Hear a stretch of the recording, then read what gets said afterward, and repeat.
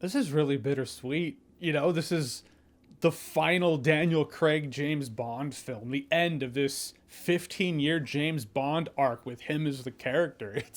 I love talking about it, but it is kind of sad. So let's talk about it.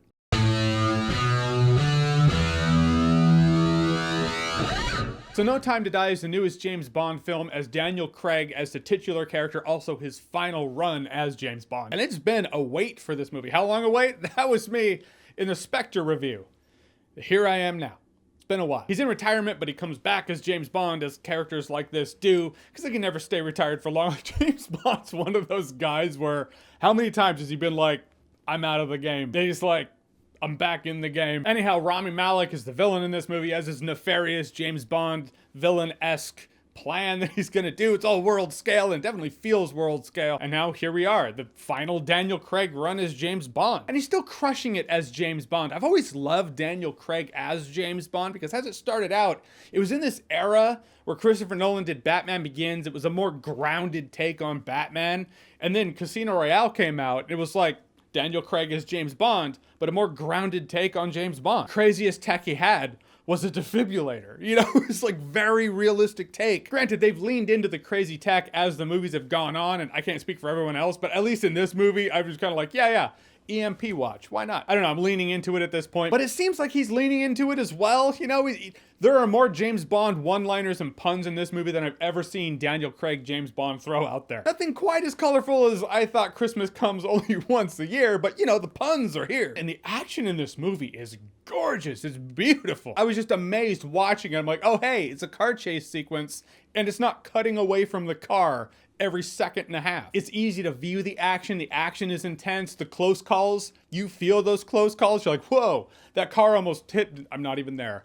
I don't know why I felt like it almost hit me, but it did. And that's what you want from a movie like this. You want to feel like you're part of the experience. You're part of the action. You want it to feel dangerous. You know, Bond should feel dangerous. Also felt for the most part, there was a synergy among the characters that worked out for a very entertaining Bond experience. Standouts this time around, though it's not the first time they've been standouts, are Q and Moneypenny. Them working together as the two friends that James Bond really does have in this world. I've loved them before in that respect. I love them now in that respect. They don't admit how close they are. They feel more like family, and I love that. Also, Lashana Lynch, yes, she's the first female 007, which is all we heard about her character because that's the important thing on social media. Gotta get that traction. But in a world where this movie had a lot that worked with it for the universe and the character of James Bond, I felt she was another element that worked. She's more the soldier. I mean, all 00s are essentially soldiers, but she's more like, no, king and country, less play. You know, she's less James Bondish. But in a world where James Bond is retired and they have 9 numbers to work with because 000 doesn't make any sense, neither does 0010. You can't hang up these numbers like they're basketball jerseys or something. You know, you're gonna have another 00 agent take over. Some of the internet might have the idea that she just like nudges James Bond out of the way. It's like, it's my movie now. She never comes across that way. She is a support character in a James Bond movie doing what support characters in James Bond movies do, which is back up James Bond in his movie. Granted, like, you don't feel like the two like each other, but I suppose they're not supposed to like each other. He was 007, she is 007. They're both threatened by each other in their own way, but it's not like it's ever one-sided. They're both threatened. That's key. Yeah, she jabs at James Bond.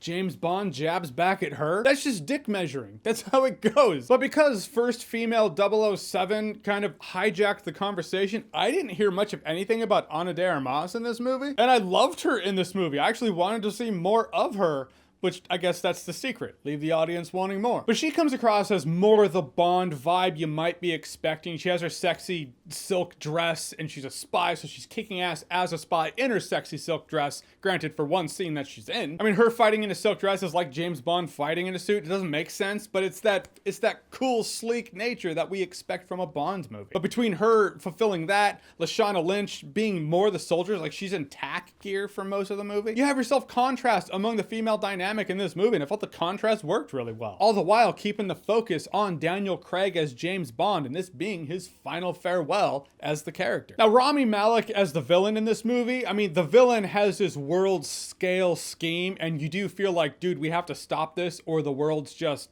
fucked forever, and I like the fact, like, you should feel like that. Rami Malek's character in this movie, I wouldn't put him up there with Mads Mikkelsen's character from Casino Royale or Javier Bardem in Skyfall. He has a couple of good dialogue scenes. Rami Malek was good as the character. I just don't think the character had enough to do. The scheme, the weapon they're trying to stop stands out more than the villain who's trying to enact it. And in the end, I had a really good time in this movie. It's the longest James Bond movie ever.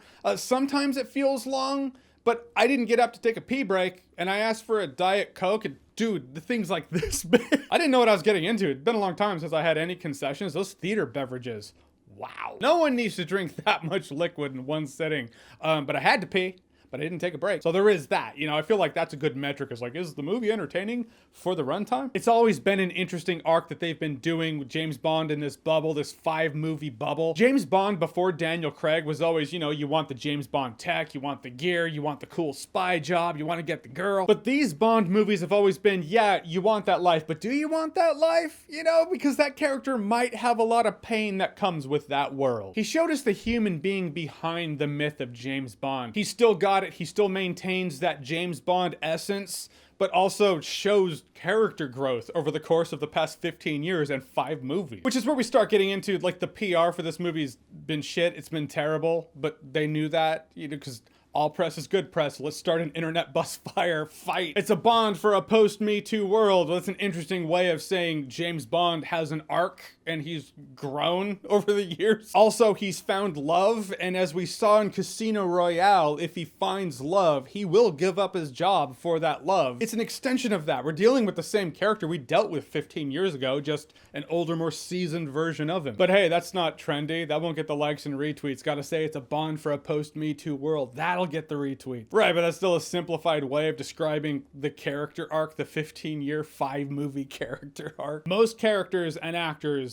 should hope for such a grand farewell, and a grand farewell it was. This is a movie that's worth watching and worth buying on Blu-ray. All right, so No Time to Die. Have you seen it? What did you think about it? Or what's the order of the Daniel Craig James Bond films from best to worst? What do you love? What don't you love? Whatever they are, whatever you think, comment below, let me know. And as always, if you like what you've seen here and you want to see more, click right here to say more.